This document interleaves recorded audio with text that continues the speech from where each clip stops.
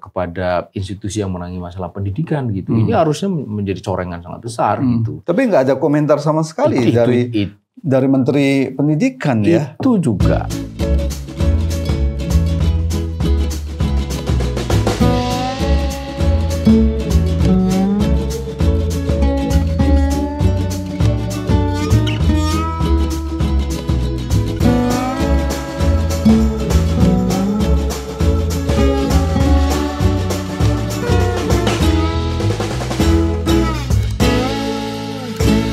Bismillahirrahmanirrahim. Assalamualaikum warahmatullahi wabarakatuh. Pemirsa yang dirahmati Allah Subhanahu wa taala, kembali kita bertemu dalam program Focus to the Point. Kali ini kita akan membahas berita yang cukup menyedihkan sekaligus mengerikan. Ada 4 anak di bawah umur jadi tersangka pembunuhan dan pemerkosaan siswi SMP di Palembang.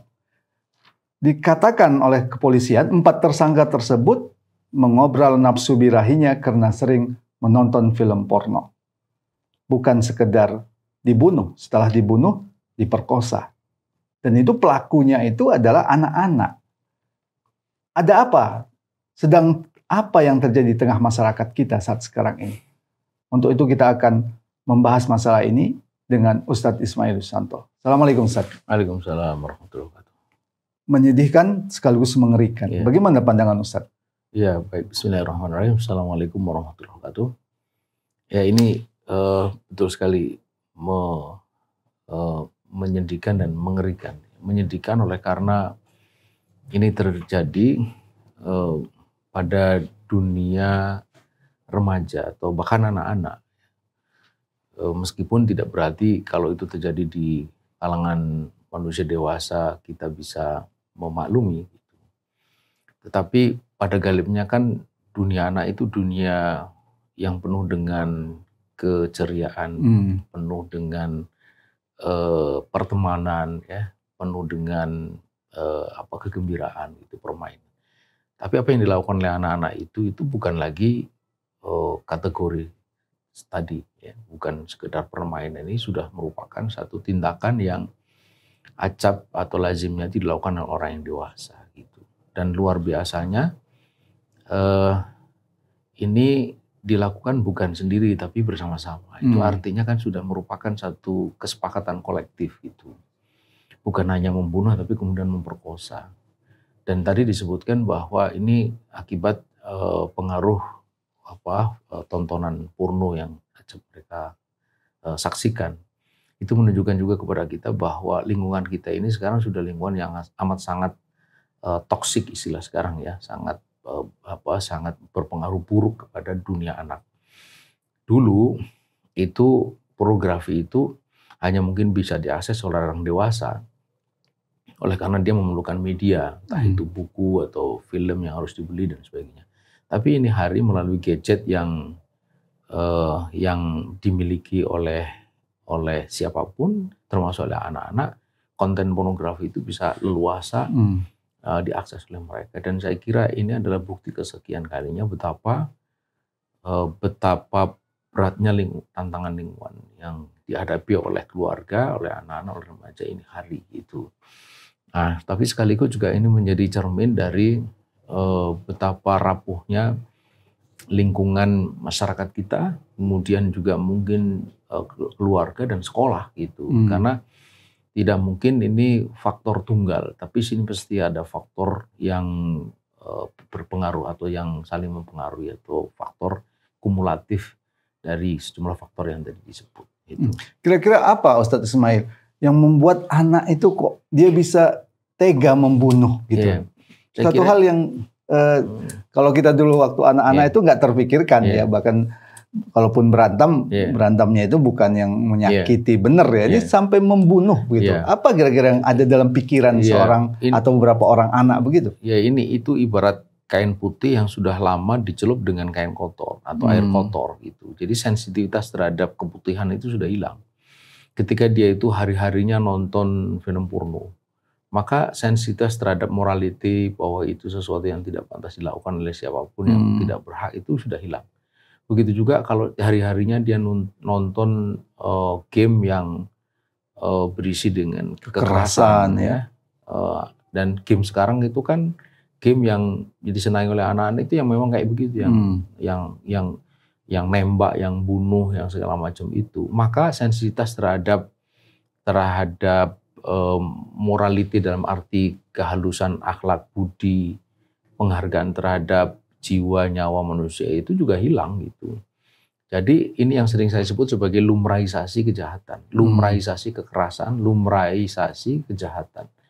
Yang itu kemudian membuat seperti seolah-olah entah itu di dalam sadarnya atau di bawah sadarnya, tapi yang pasti sudah ibarat kendaraan itu sudah blong, remnya itu, alat pengendalinya itu sudah blong gitu. Jadi sudah dipenuhi dengan kalau bahasa kitabnya disebut dengan muyul yang sangat buruk, kecenderungan yang sangat buruk gitu. Dan saya kira penting untuk diselidiki sudah seberapa lama mereka terpengaruh oleh atau terpapar oleh konten-konten negatif itu, baik kekerasan maupun pornografi. Dugaan saya pasti bukan dalam waktu yang pendek. Itu saya kira sudah sangat lama itu. Sedemikian rupa sehingga sampai mereka bisa melakukan bareng-bareng. Nah, gitu.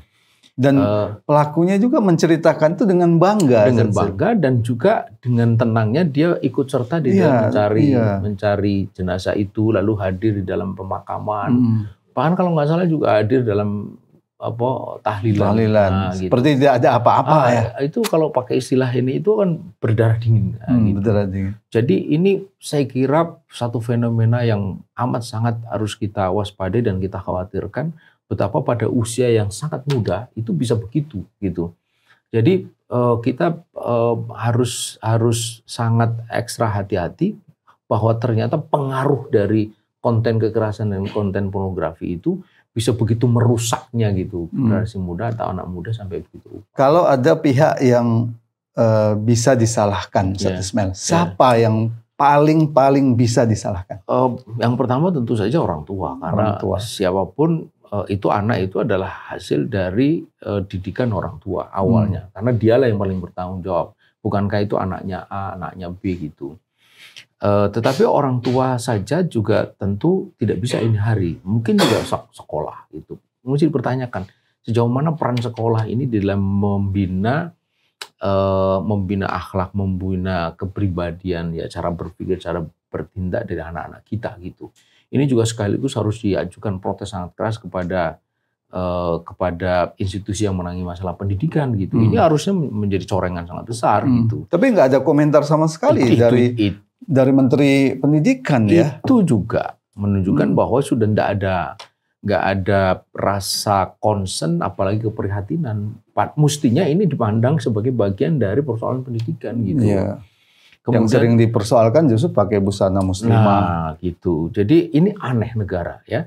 Kita sudah tahu bahwa ada banyak persoalan-persoalan yang dihadapi oleh bangsa ini, termasuk oleh anak muda atau generasi mudanya. Tetapi sikap dari para pemimpinnya itu seperti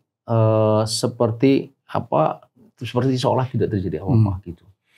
Ini adalah pengabaian yang menurut saya bentuk dari rasa tidak tanggung jawab dan tidak amanah. Ya, terakhir Ustaz Ismail, kita yakin Islam ini bisa memberikan solusi terhadap masalah ini. Bagaimana Islam menyelesaikan masalah ini? Yang pertama tentu saja adalah kembali pada tugas dasar atau kewajiban dasar dari orang tua, yaitu mendidik anaknya. Disitulah pentingnya pendidikan, pembinaan. Bahkan kalau kita mengikuti ketentuan yang ada itu dilakukan sejak sebelum pernikahan. Bagaimana bergaul dengan baik, kemudian ketika berhubungan suami istri itu ada doa supaya jika dari sana itu melahirkan keturunan yang dilindungi dari godaan setan sampai sebegitunya kan.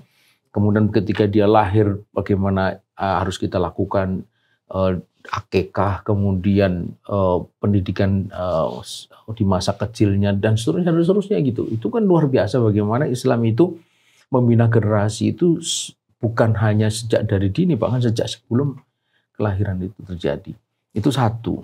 Dan ini orang tua sangat penting. Di situlah saya kira kita mesti melakukan semacam reformasi, kalau tidak boleh disebut sebagai revolusi, di dalam menata keluarga ini gitu. Ini pemerintah punya tanggung jawab sangat besar untuk bagaimana mengendalikan fungsi dasar dari keluarga sebagai pendidikan yang pertama dan utama bagi generasi. Itu satu. Kemudian yang kedua, sekolah tadi sudah disinggung. Sekolah juga harus mendapatkan kritik keras oleh karena di satu sisi ketika ada keinginan untuk menanamkan keimanan dan ketakwaan yang kokoh kepada anak muda atau kepada pelajar mahasiswa ini hari, itu justru kemudian dicurigai sebagai usaha untuk mereka katakan sebagai radikalisasi kalangan pelajar gitu. Rohis dipersoalkan. Nah, dipersoalkan nih. Sementara di saat yang sama mereka tidak bisa menjawab persoalan-persoalan ini. Ini kan konyol gitu. Jadi ini bentuk rasa tidak tanggung jawab yang luar biasa. Ini harus dipersoalkan betul. Itu yang kedua. Kemudian yang ketiga tentu saja itu adalah soal bagaimana menata budaya. Budaya utamanya adalah budaya literasi itu, baik itu dalam bentuk gambar, video, suara segala macam. Ini Kementerian Kominfo ini harus berperan. Ini harus ada semacam perang besar terhadap ada soal judi online, tapi ini juga ada kepornoan pornografi yang online gitu kan. Nah ini harus diatasi. Sebab kalau tidak, saya kira ini bukan korban yang pertama dan terakhir. Lantas di mana peran negara, Ustaz Ismail? Nah di situ semua adalah negara gitu. Negara harus firm. Nah, ini soalnya adalah ketika negara itu tak lagi tahu kemana dia harus menghela negara bangsa ini. Pemerintah, pemimpin tidak tahu. Yang dia pikirkan itu hanya pertumbuhan ekonomi, yang dia pikirkan hanya infrastruktur, yang dia pikirkan hanya bisnis.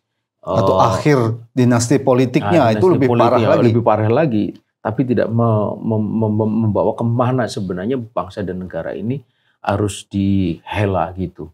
Di tengah situasi seperti ini, saya kira di sini kita harus melihat secara lebih tandas bahwa yang kita perlukan ini itu memang bukan sekedar pergantian pemimpin, tapi sudah merupakan keperluan untuk menggantikan sistem, bahkan tatanan yang lebih mendasar. Dengan apa? Itu. Dengan disitulah relevansi yang sangat jelas tentang dari seruan kita selama ini, selamatkan Indonesia dengan syariah. Gitu, karena syariah itulah yang akan membawa keluarga itu menjadi keluarga yang tanggung jawab, keluarga yang Islam yang menjadi tempat persemaian generasi yang baik. Kemudian ke sekolah juga begitu, dengan Islam itu sekolah akan menjadi tempat pendidikan bagi tumbuhnya generasi, bukan hanya penguasaan teknologi tapi juga sakofanya dan saksianya. Pun begitu dengan masyarakat itu. Lalu penegakan hukum yang jelas supaya kemudian ada efek jerah. Kata-kata di bawah umur itu sebenarnya juga tidak tepat. Ketika dia sudah balik, maka hukum harus berlaku pada dia sebagai orang yang dewasa, bukan sebagai anak-anak. Ketika itu tidak tegak, maka anak-anak yang sebenarnya sudah balik itu akan merasa aman gitu. Nah, ini akan tidak memberikan efek jerah dan itu kemudian berulang-ulang. Ya, baik. Terima kasih Ustaz Ismail. Ya. Pemirsa, demikian tadi diskusi kita tentang meningkatnya kejahatan kriminalitas bahkan terkait dengan seksual di kalangan anak-anak dan remaja. Satu hal yang sangat menyedihkan. Sudah jelas terang benderang ketika kita jauh dari syariat Islam, itulah yang terjadi. Kenapa kita masih menolak syariat Islam untuk menjadi solusi bagi bangsa ini? Semoga bermanfaat. Assalamualaikum warahmatullahi wabarakatuh. Waalaikumsalam.